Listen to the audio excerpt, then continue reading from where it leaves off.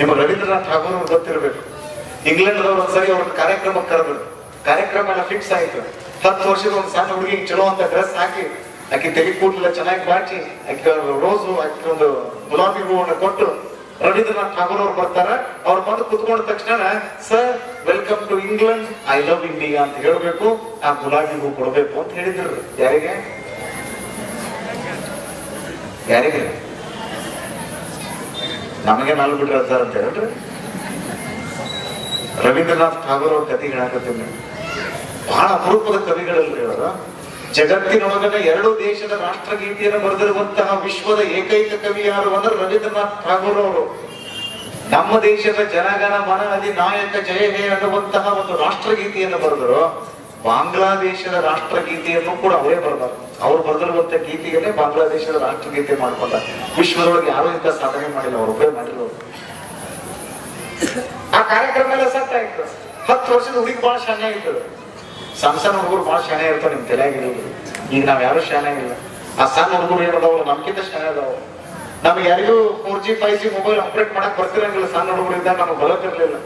ಮಹೇಶ್ ಸ್ವಾಮಿಗಳು ಹೆಂಗ್ ಫೋನ್ ಅಳಿಸ್ತಾರ ಅವಾಗೆಲ್ಲ ಅಳಿಗಡಕ್ಕಾಗಬೇಕು ಅಂದ್ರೆ ಕರೆಕ್ಟ್ ಅನ್ಸಕತ್ತೆ ಅವ್ರಿಗೆ. ನಾವು ಸಣ್ಣ ಹುಡುಗರು ಇದ್ದಾಗ ಒಂದು ಸಣ್ಣ ಮೊಬೈಲ್ ಫೋನ್ ನಮಗೆ ಆಪರೇಟ್ ಮಾಡಕ್ ಬರ್ತಿರ್ಲಿಲ್ಲ. ಈಗಿನ ಸಣ್ಣ ಹುಡುಗರ ಕೈಯಾಗ ನೀವು 5G ಮೊಬೈಲ್ ಕೊಡ್ರಿ, ನೀವು ಎಷ್ಟು ಚಂದ ಅವನ್ನ ಆಪರೇಟ್ ಮಾಡ್ತಾರ ಅಂದ್ರೆ ನಮಗ ಬರಂಗಿಲ್ಲ. ಅಲ್ಲೇನೋ ಚೂಕೊಂಡು ಟೊಪ್ಪಿಗೆ ಹಾಕೊಂಡು ಹಿಡಿಯಾರ್ ಕುಂತಾರಲ್ರಿ, ಇವ್ರು ಯಾರಿಗೂ ಬರಂಗಿಲ್ಲ. ಆ ಸಣ್ಣ ಹುಡುಗರು ನೋಡ್ರಿ, 4 ವರ್ಷದ ಹುಡುಗರ ಕೈಯಾಗ ಕೊಟ್ಟು ನೋಡ್ರಿ ನೀವು, ಅವ್ರು ಎಷ್ಟು ಚಂದ ಉಪಯೋಗ ಮಾಡ್ತಿರ್ತಾರ. ಅವ್ರು ಎಷ್ಟೀಗ ಮೊಬೈಲ್ ಗೀಳು ಹಚ್ಕೊಂಡ್ ಬಿಟ್ಟಾರಂದ್ರೆ ಆ ಹುಡುಗರು ಆಟ ಆಡ್ಕೊಂತ ಮೊಬೈಲ್ನಾಗ ಕುಂತಾಗ ಒಮ್ಮೆ ಮೊಬೈಲ್ ಫೋನ್ ಕಸ್ಕೊಂಡ್ ಬಿಡ್ರಿ. ಹಂಗೆ ನೆಲ ಕೂದಿ ಹೇಳ್ತಿರ್ತಾರಂತೀರಿ ನೀವು. ಇನ್ನೊಂದಿಷ್ಟು ಜೋರಾಗಿ ನೆಲ ಕೂದಿರಂದ್ರೆ 4 ಇಂಚ್ ನೀರ ಜಿಗಿಸ್ತದೇನಪ್ಪ ಅನ್ನೋಷ್ಟು ಮಟ್ಟಿಗೆ ನೆಲ ಕೂದಿರ್ತಾರೆ. ನೋಡ್ತೀರ ನೀವೆಲ್ಲ?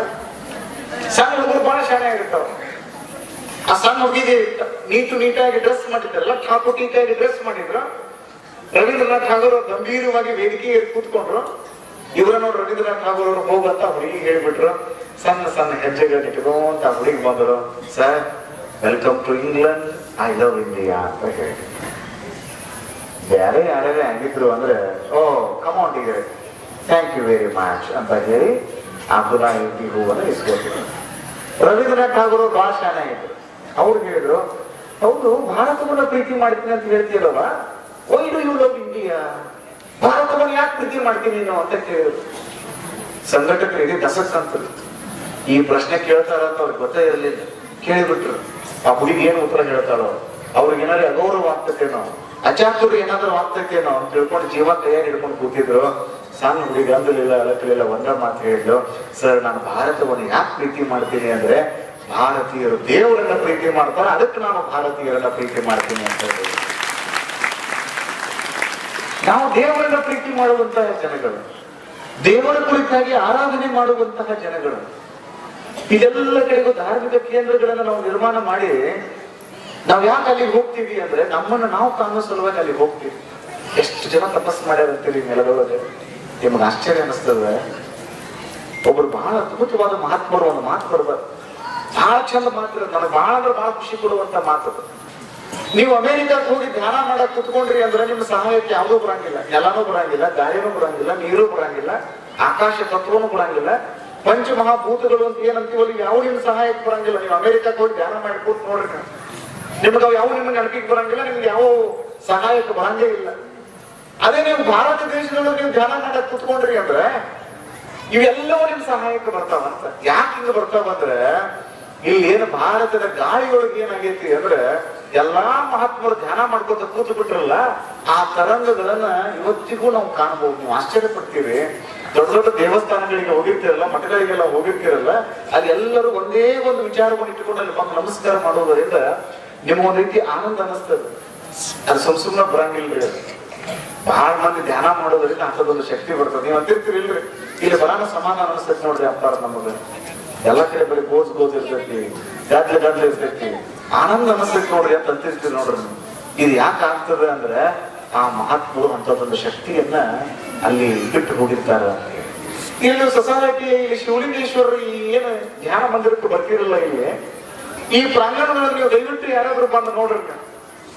ಯಾವಾಗ ಬರ್ರಿ, ಯಾವಾಗ್ರೆ ಬರ್ರಿ, ಶಾಂತಿ ಇರುವಾಗ ಬರ್ರಿ. ಸಾಧ್ಯ ಆದ್ರೆ ಮುಂಜಾನೆ 3:30-4 ಗಂಟೆ ಸುಮಾರು ಬರ್ರಿ. ಮತ್ತೆ ಅವ್ರು ಎಲ್ಲರಿಗೂ ಮನ್ಯಾಗ ಹೇಳ್ಬೇಡಿ. ಮತ್ತೆ ಹೇಳಾರ್ದ ಬಂದ್ರಂದ್ರೆ ನಾವು ಅವ್ರು ಹುಡುಕಾಡ್ಕೊಂಡು ನಮ್ಮ ಮಠಕ್ಕೆ ಬಂದಿದ್ದಾರೆ ಅಜ್ಜಾರ ನೀವು ಹೇಳಿರಿ ಇಲ್ಲಿ ಬಂದಾರ ನೋಡ್ರಿ ನಮ್ಮ ಮನೆಯವ್ರು ಯಾರೇ ಅಂತ ಹೇಳ್ಕೊಂಡು ನೀವೆಲ್ಲರೂ ಕೂಡಿ ನಿಮ್ಮ ಯಜಮಾನ್ರು ಹುಡುಕಾಡ್ಕೊಂಡು ನಮ್ಮ ಮಠಕ್ಕೆ ಬರೋದು ಅನ್ಬಾರ್ದು. ನಿಮ್ಗೆ ಏನಾದ್ರು ಆಧ್ಯಾತ್ಮಿಕವಾಗಿ ಏನಾದ್ರು ಶಕ್ತಿ ಚೈತನ್ಯ ಬೇಕಾಗಿತ್ತು ಅಂದ್ರೆ ನೀವು ಬ್ರಾಹ್ಮಿ ಮುಹೂರ್ತಗಳಿಗೆ ಹೇಳಬೇಕು ಅಂತ ನಮ್ಮ ಶರಣರು ಹೇಳ್ತಾರೆ. ಇವತ್ತು ಸೈಂಟಿಫಿಕಲಿ ಅದು ಪ್ರೂವ್ ಆಗಿರೋದು. 3 ವರೆಗೆ ಹೇಳ್ಬೇಕಪ್ಪ. ನಾವು ಇಂಜಿನಿಯರಿಂಗ್ ಕಾಲೇಜಿಗೆ ಹೋಗಿದ್ದೆ. ನಿಮ್ಮ ಬದುಕು ಬಂಗಾರ ಆಗ್ಬೇಕಾಗಿತ್ತು ಅಂದ್ರೆ ನೀವು 3 ವರೆಗೆ ಹೇಳ್ಬೇಕು. ಒಬ್ಬ ಹುಡುಗಿ ಅಂತಂದ ಇದು ಮಧ್ಯಾಹ್ನ 3 ಮುಂಜಾನೆ 3 ಅಂತಾರೆ. ಮಧ್ಯಾಹ್ನ ಅಲ್ಲಪ್ಪ ಮುಂಜಾನೆ 3 ಆ ಹುಡುಗ ಅಂದ ನಾವು ಮಕ್ಕಳದ ಮುಂಜಾನೆ 3 ಯಾವಾಗ ಹೇಳೋನ್ರಿ ಅಂಚಾರ. ಈಗ ನೋಡ್ರಿ ಏನ್ರಿ ಪರಿಸ್ಥಿತಿ ಹೆಂಗಾಗ್ಯದ. ಭಾರತ ದೇಶದ ಎಲ್ಲ ಸಂಸ್ಕೃತಿಯ ಮೇಲೆ ದಾಳಿ ನಡೆಯಕತ್ತದ. ಮೊದಲಿಗೆ ನಮ್ಗೆ ಏನ್ ಮಾಡಿದ್ರು ಅವರು ಶಿಕ್ಷಣ ಸಂಸ್ಕೃತಿಯನ್ನ ಹಾಳು ಮಾಡಿಬಿಟ್ರು. ಅವರು ಇಂಗ್ಲಿಷ್ ಕಲ್ಸಕ್ ಬಂದ್ರು, ಇಂಗ್ಲಿಷ್ ವ್ಯವಸ್ಥೆಯನ್ನು ಕಲಿಸ್ಬಿಟ್ರು. ನಾವು ಭಾಷೆಯನ್ನಾಗಿ ಮಾತ್ರ ಕಲಿಲಿಲ್ಲ, ಅದನ್ನ ಸಂಸ್ಕೃತಿಯನ್ನು ತಗೊಂಡು ಬಂದ್ಬಿಟ್ವಿ. ದೈವ ಏನು ಅಂದ್ರೆ ಸಸಾಲಟ್ಟಿಗೆ ಇನ್ನೂ ಅದು ಬಂದಿಲ್ಲ. ಸಸಾಲಟ್ಟಿಗೆ ಇನ್ನೂ ಅಂತ ಇಂಗ್ಲಿಷ್ ಸಂಸ್ಕೃತಿ ಬಂದಿಲ್ಲ. ನೀವು ಬೆಳಗಾವಿಗೆ ಹೋಗ್ಬಿಟ್ರಿ ಅಂದ್ರೆ, ಬಾಗಲಕೋಟೆಗೆ ಹೋಗ್ಬಿಟ್ರಿ ಅಂದ್ರೆ ಅಲ್ಲಿ ಭಾರತ ಕಾಣಿಸ್ತದೇನಲ್ಲಿ. ಅಲ್ಲೆಲ್ಲ ನಿಮಗೆ ಕಾಣಿಸೋದು ಬೆಂಗಳೂರೇ ಕಾಣಿಸ್ತದೆ ನಿಮಗೆ ಅಲ್ಲಿ. ಇವತ್ತು ನೋಡ್ರಿ ನಮ್ಮ ತಾಯಂದ್ರೆ ಎಲ್ಲರೂ ಹಣಿ ನಾವು ವಿಭೂತಿ ಹಚ್ಕೊಂಡು ತೆರೆ ತುಂಬ ಸೆರೆಗೆ ಹಾಕೊಂಡು ಸೀರೆ ಉಟ್ಕೊಂಡು ಕುತ್ಕೊಂಡಿರೋದನ್ನ ನೋಡಿದ್ರೆ ಇನ್ನು 20 ವರ್ಷಕ್ಕೆ ಇದು ಯಾವ್ದು ಕಾಣಂಗಿಲ್ಲ ನಿಮಗೆ. ಹೀಗೆ ನಿರಂತರವಾಗಿ ನಮ್ಮ ದೇಶದ ಸಂಸ್ಕೃತಿಯ ಮೇಲೆ ದಾಳಿ ನಡೀತದೆ. ಮೊದಲಿಗೆ ಊಟ ಶಿಕ್ಷಣದ ಬಗ್ಗೆ ತಿಳಿ ಕೆಡಿಸಿದ್ರೆ ಅವ್ರು ಇಂಗ್ಲಿಷ್ ಕಲ್ತ್ರ ಶಾನೆ. ಇವತ್ತು ನೋಡ್ರಿ ಇಂಗ್ಲಿಷ್ನಾಗ ಮಾತಾಡಕತ್ರ ಅಂದ್ರೆ ಬಹಳ ಖುಷಿ ಪಡ್ತೀವಿ. ಕನ್ನಡದಾಗ ಮಾತಾಡಕತ್ತ ಅವ್ವ ಅನ್ನೋದು ನಿಮ್ಗೆ ಆಗಿ ಬರಂಗಿಲ್ಲ, ಮಮ್ಮಿ ಅನ್ನೋ ಅಂತೀರಿ.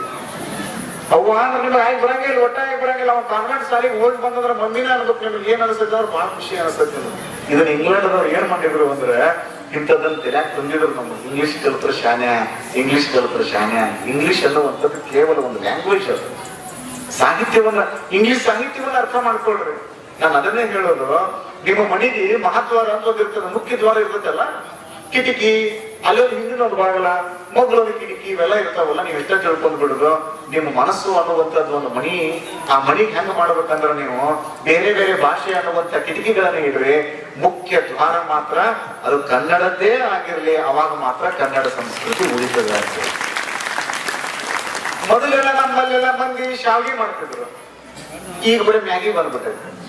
ಮೊದಲು ಶಾವಿಗೆ, ಈಗ 2 ನಿಮಿಷದಲ್ಲಿ ತಿಂದು ಕುಡಿಯಿರಿ, ಕುಡಿದು ತಿನ್ನಿರಿ. ಏನ್ ತಿಂದು ಕುಡಿಯೋದು, ಏನ್ ಕುಡಿದು ತಿನ್ನೋದು.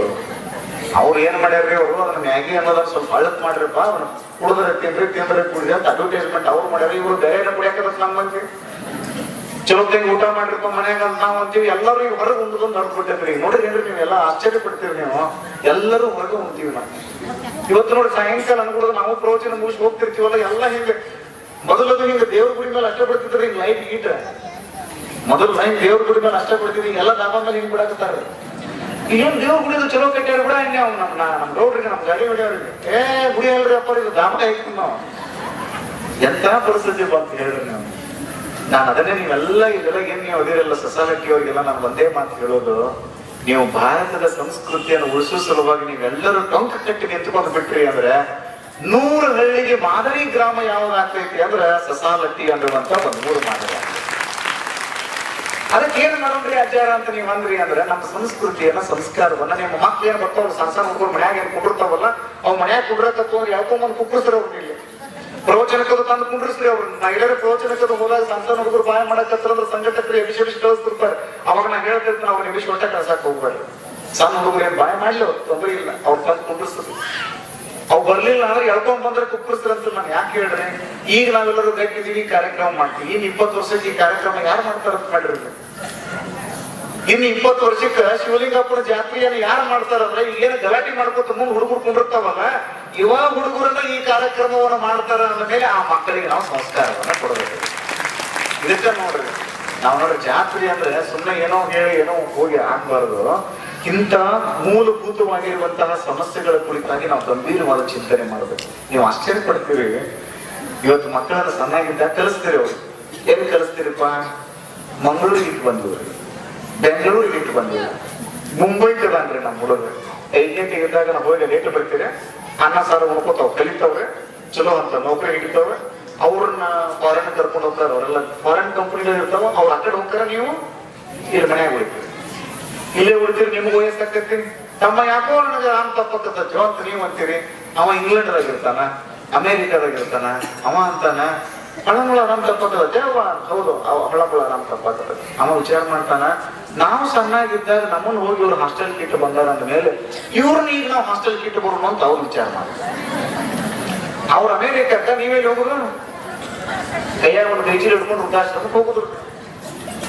ಇದು ಯಾಕೆ ಬಂತು ಅಂತ ನಾನು ನಿಮ್ಮ ಪ್ರಶ್ನೆ ಕೇಳ್ತೀನಿ. ಅದಕ್ಕೆ ನಾನು ನಿಮ್ಗೆ ಕೈ ಜೋಡಿಸಿ ಏನ್ ಹೇಳುದು ಅಂದ್ರೆ, ನಿಮ್ಮ ಮಕ್ಕಳಿಗಾಗಿ ಆಸ್ತಿ ಮಾಡಕ್ ಹೋಗ್ಬೇಡ್ರಿ. ನಿಮ್ಮ ಮಕ್ಕಳನ್ನೇ ಆಸ್ತಿ ಮಾಡಿಬಿಟ್ರಿ ಅಂತಂದ್ರೆ ನೀವು ಯಾರು ವೃದ್ಧಾಶ್ರಮಕ್ಕೆ ಹೋಗುವಂತ ಪ್ರಶ್ನೆನ ಬರಂಗಿಲ್ಲ. ನಿಮ್ಮ ಮಕ್ಕಳಿಗೆ ಶಿಕ್ಷಣ ಕೊಡ್ರಿ, ಅವ್ರಿಗೆ ಒಳ್ಳೆ ಶಿಕ್ಷಣ ಕೊಡ್ರಿ. ನಾನು ಹಂಗಂದು ಮಾತ್ರ ನೀವು ಇಂಗ್ಲಿಷ್ ಕಲಿಸ್ಬೇಡ್ರಿ ಅಂತ ನಾನು ಹೇಳಂಗಿಲ್ಲ. ಯಾಕಂದ್ರೆ ನಾನೇ ಇಂಗ್ಲಿಷ್ ಕಲ್ತ್ಕೊತೀನಲ್ಲಿ. ಇಂಗ್ಲಿಷ್ ಕಲಿಬಾರ್ದು ಅಂತಲ್ಲ, ನೀವು ಇಂಗ್ಲಿಷ್ ಅನ್ನ ನಾಲೆಡ್ಜ್ ಪರ್ಪಸ್ ಆಗಿ ಅವ್ರಿಗೆ ಕಲಿಸ್ರಿ. ಆದ್ರೆ ಸಂಸ್ಕೃತಿ ಅನ್ನುವಂಥದ್ದು ಏನೈತಲ್ಲ ಅದು ಭಾರತದ್ದೇ ಆಗಿರ್ಬೇಕು. ಭಾರತೀಯತೆಯನ್ನೇ ಅವ್ರಿಗೆ ನಾವು ಮೈಗೂಡಿಸ್ಬೇಕು.